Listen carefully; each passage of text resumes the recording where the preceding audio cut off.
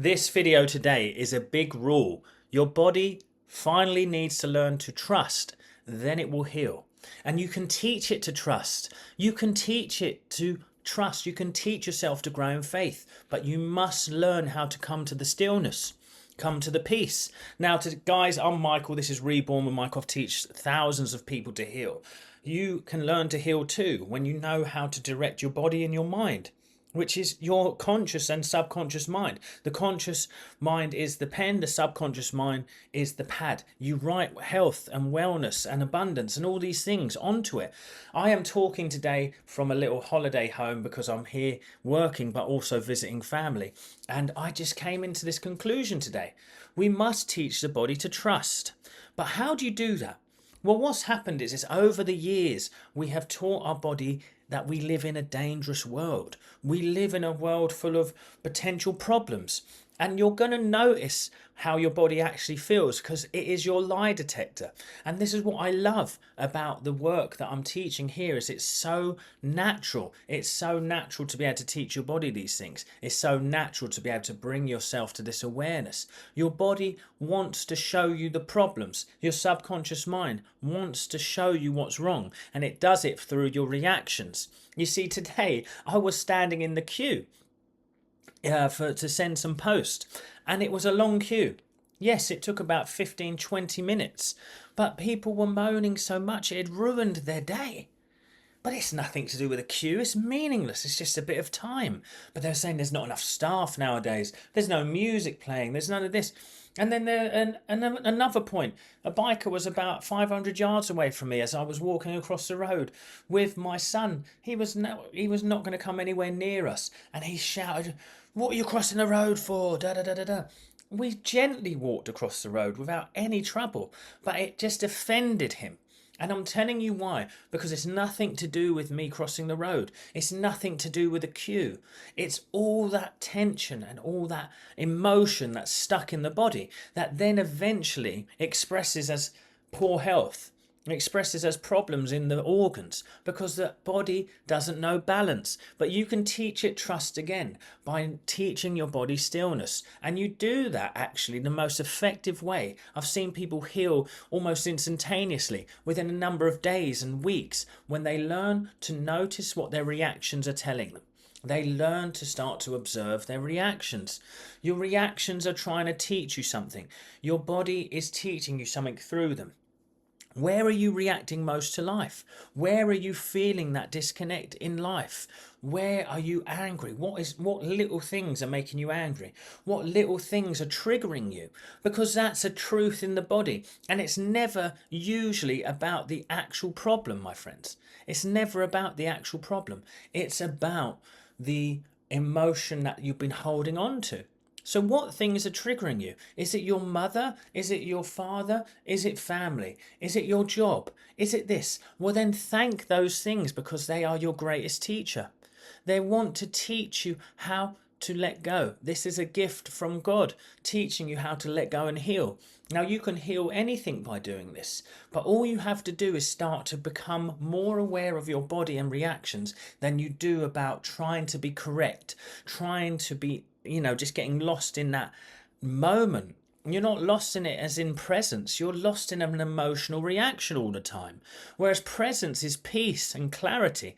In that moment, in that queue, now I'm no better than anyone else there, but I don't accept it to be so.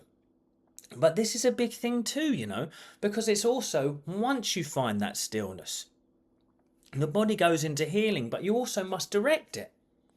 Then you also teach the body stillness and then you direct it to where you want to be. See, I had a huge car crash about 5 years ago, and I don't speak about this a lot. If you want me to do a whole video on it, just put down below, do the video in the comments, and I'll do a video on it tomorrow. But my hands are here. You can't see anything. I had severe burns on them from this car crash. And what happened was, and 1 minute I'm driving, the next minute someone stopped in front of me, immediate stop, and I had distance, but it was wet, and I just went into the back of them, destroyed the front of my car, things out, burns on the hands from the explosion of the airbag, you see.